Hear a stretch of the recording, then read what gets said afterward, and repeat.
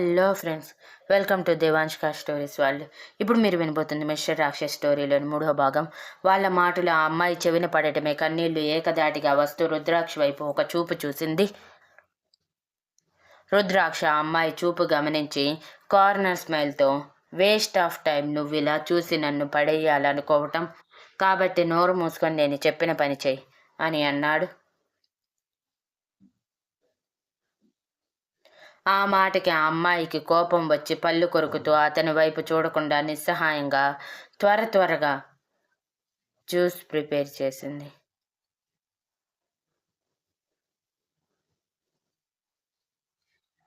కానీ షుగర్తో పాటు milk mix చేయటం మర్చిపోయింది. అలా ప్రిపేర్ చేసిన జ్యూస్ రుద్రాక్ష చేతుల్లో పెట్టి, నీ జ్యూస్ అని అంది. అరే, అప్పుడే అయిపోయిందా? ఇంకో హాఫ్ అన్ అవర్ అయినా పడుతుందనుకున్నానే. ఇంకో విషయం చెప్తున్నా, కిచెన్లో సీసీటీవీ ఫుటేజ్ ఉంది. మన రూమ్లో తప్ప బయట అన్ని చోట్ల సీసీటీవీ ఉంది. సో తమరు ఏదైనా వేషాలు వేస్తే అవన్నీ రికార్డ్ అవుతాయి. కాబట్టి జాగ్రత్త. నా ఇంట్లో ఇక్కడి నుంచి తప్పించుకోవాలని పొరపాటును కూడా ప్రయత్నించొద్దు. నువ్విక్కడ నేను చెప్పిన ప్రతి పని చెయ్యాలి. అది రికార్డ్ అయి ఉండాలి.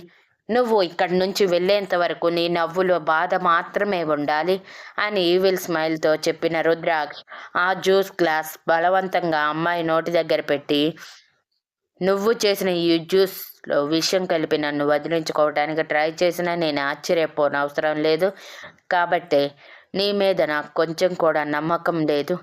ముందు నువ్వు తాగు, తర్వాత నేను తాగుతాను అని అంటూ బలవంతంగా ఆ అమ్మాయి గొంతులో సగం గ్లాస్ జ్యూస్ పోసి తను నోట్లో కొంచెం జ్యూస్ పోసుకోవటమే తూ అంటూ ఆ అమ్మాయి ఊసేసి ఆ అమ్మాయి చెంప మీద కొట్టాడు. ఆ దెబ్బకి ఆ అమ్మాయి తూలి పక్కకి పడబోయింది. కానీ రుద్రాక్ష ఆ అమ్మాయి రెక్క పట్టుకొని ఆపి, నిన్ను జ్యూస్ చేయమన్నాను కానీ ఇలా sugar less and milk less juice చేసి నా టేస్ట్ బడ్స్ని నాశనం చేయమని కాదు చెప్పింది అని అరిచి, ఇప్పుడు పర్ఫెక్ట్గా జ్యూస్ చేయి. ఈసారి కానీ జ్యూస్ పర్ఫెక్ట్గా రాలేదంటే నీ గొంతులో వెనిగర్ పోస్తాను, గుర్తుంచుకో. మాటంటే మాట ఈ రుద్రాక్షిది అని సీరియస్గా చెప్పడంతో ఆ అమ్మాయి రుద్రాక్షి ఇంకా భయపడుతూ వద్దు అంటూ తనకి తెలిసినట్టు జ్యూస్ ప్రిపేర్ చేసి, ఈసారి అన్నీ వేశాను అనగానే రుద్రాక్షి ఈవిడ్ స్మైల్తో, నేను డైట్ జ్యూస్ మాత్రమే తాగుతానన్న విషయం మర్చిపోయావా? అంటే ఏంటి ఉద్దేశం? నేను బరువు పెరిగి ఎవరికి నచ్చకుండా పోవాలనే కదా నువ్వు అనుకుంటుంది. నాకు తెలిసే నీ కంట్రీ బ్రెయిన్ గురించి అంటూ ఆ అమ్మాయి చేతిలో ఉన్న జ్యూస్ గ్లాస్ని విసురుగా నేలకేసి కొట్టి, పీసెస్ చేసి జ్యూస్ చేసి డైట్ జ్యూస్ ప్రిపేర్ చేయి నా ఎదురుగా అని మరోసారి వార్నింగ్ సీరియస్గా అన్నాడు. నిజంగానే నువ్వు రాక్షసుడివి. నీకు నేను రాక్షసు అనే పేరు ఊరికినే పెట్టలేదని నిరూపిస్తున్నావు. థ్యాంక్ యూ అని ఆ అమ్మాయి కన్నీళ్లతో విసురుగా చెప్పి, ఈసారి డైట్ కోసం హనీ మిక్స్ చేసి అతని చేతుల్లో పెట్టి, ఇప్పటికైనా తాగు రాక్షస్, కనీసం నన్ను టార్చర్ చేయడానికైనా ఓపిక ఉండాలి కదా నీకు అంటే, ఎస్ యువర్ కరెక్ట్ డెవిల్, ఓపిక ఉండాలి. కాబట్టి నువ్వు ఈ కింద పడిన పీసెస్ని వంగితి, నేను ఇక్కడే నిలబడి ఉంటాను అని బేస్ వాయిస్లో అన్నాడు. దెబ్బకి ఆ అమ్మాయి, ఏం మాట్లాడుతున్నావు రాక్షస్, నీకైనా అర్థమవుతుందా? నేను ఈ గ్లాస్ పీసెస్ తీస్తే అని తడబడిన తన చేతుల వైపు చూస్తూ సైగలతో చెప్పిన ఆ అమ్మాయిని చూసి రుద్రాక్ష ఈవిల్గా నవ్వుకుంటూ, that's none of my business. నేను చెప్పాలనుకున్నది చెప్పాను. నువ్వు నా బానిస కాబట్టి నేను చెప్పినట్టే వినాలి, నేను చెప్పిందే చెయ్యాలి. కాదని మితిమీరితే నేను నిన్ను ఏదైనా చెయ్యొచ్చు, లేదా ఫుడ్ పెట్టకుండా కడుపు మార్చేయచ్చు. అది కూడా కాదంటే నీ చేత వంట చేయించచ్చు. ఇన్ని ఉన్నాయి. నువ్వు ఒక్కటి చేయకపోతే నీ మీద ఏదో కంప్లైంట్ ఇస్తాను.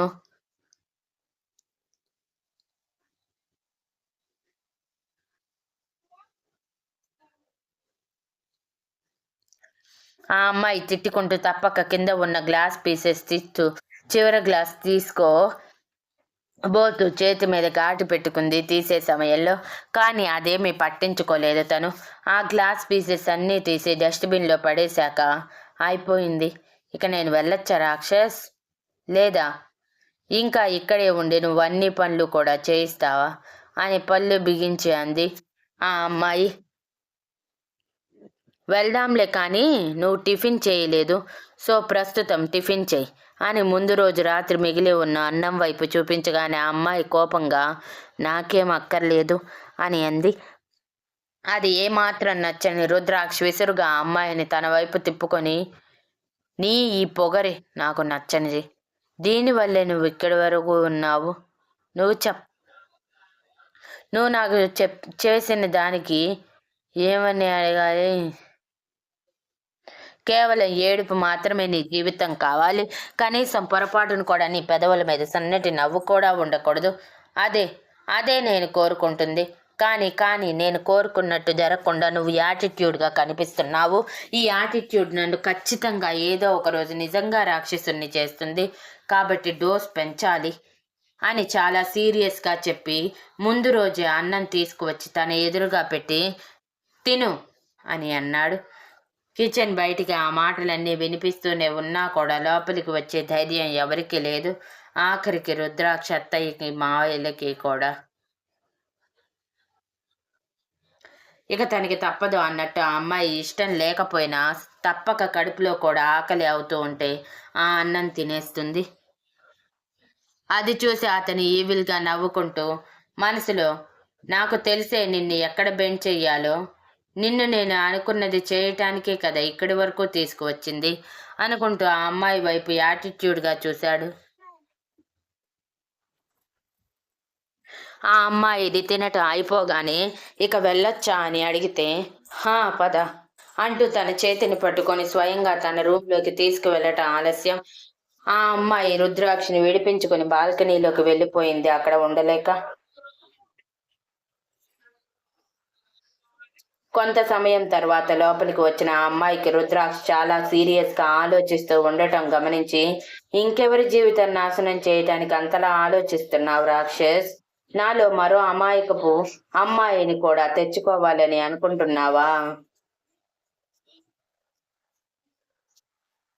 డబ్బులకి వాళ్ళ ఆత్మగౌరవాన్ని కొనేయాలనుకుంటున్నావా? ఫర్ యువర్ కైండ్ ఇన్ఫర్మేషన్, అందరూ నా అమ్మల్లా ఉండరు ఈజీగా ఆడపిల్లల్ని నీకు ఇచ్చేయటానికి. కాబట్టి అలాంటి ఆలోచనలు ఏమైనా ఉంటే మార్చుకో, బాగుపడతావు అని విసురుగా అంది ఆ అమ్మాయి.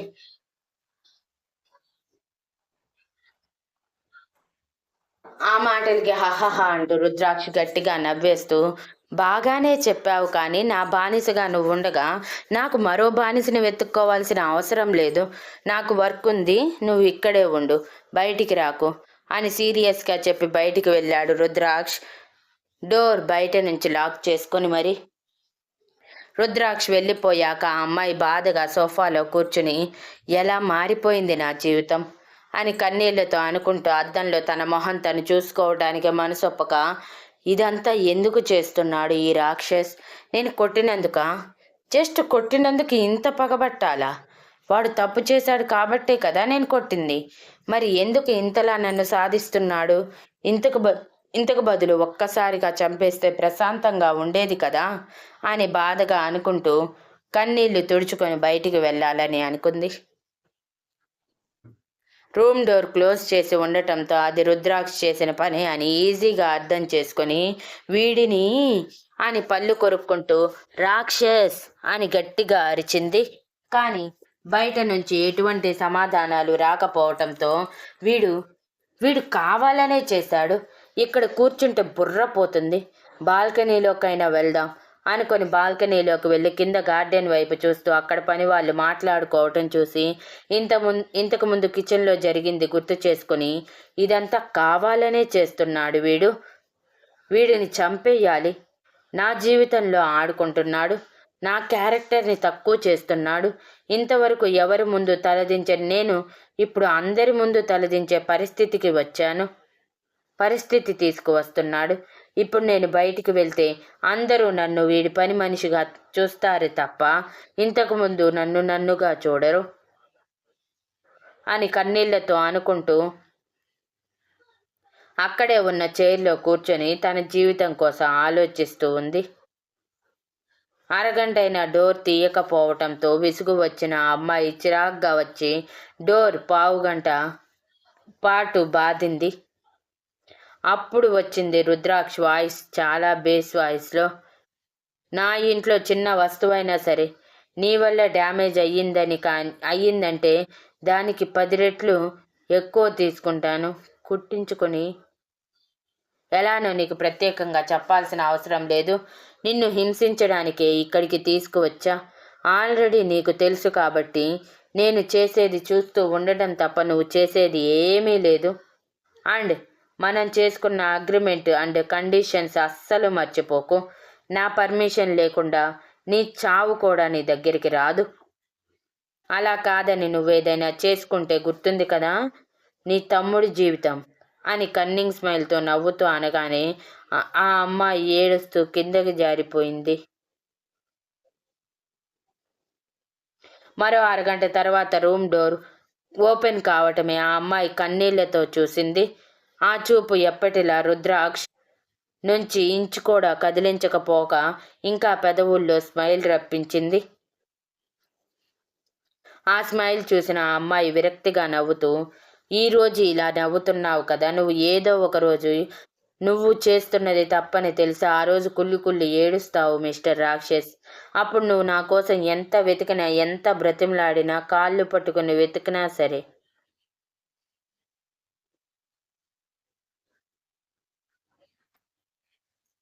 అలా కానీ జరగకపోతే నేను దక్షనే కాదు మిస్టర్ రాక్షస్, గుర్తుంచుకో. నా పేరు దక్ష అని గట్టిగా అరిచి చెప్పగానే అతను గట్టిగా నవ్వేస్తే, పగటికెళ్ళలు బాగానే కంటున్నావు. నీ విషయంలో నువ్వు చచ్చినా సరే నాలో కొంచెం కూడా గిల్టీ ఫీలింగ్ ఉండదు. బికాజ్ నువ్వు నా వస్తువువి అని అన్నాడు రుద్రాక్ష్. ఆ మాటలకి ఆ అమ్మాయి గట్టిగా నవ్వుతూ, అది చూద్దాం అని పైకి లేచి బయటికి అడుగు పెట్టాలనుకోవటం ఆలస్యం. దక్ష మొహం మీద మరో డ్రెస్ వచ్చి పడింది విసురుగా. అది పట్టుకునేలోపు వెళ్ళి ఆ డ్రెస్ వేసుకొనిరా, బయటికి వెళ్ళాలి. బయటికి వెళ్ళేంత మనం ఇప్పుడు అని బేస్ వాయిస్లో అన్నాడు రుద్రాక్ష్.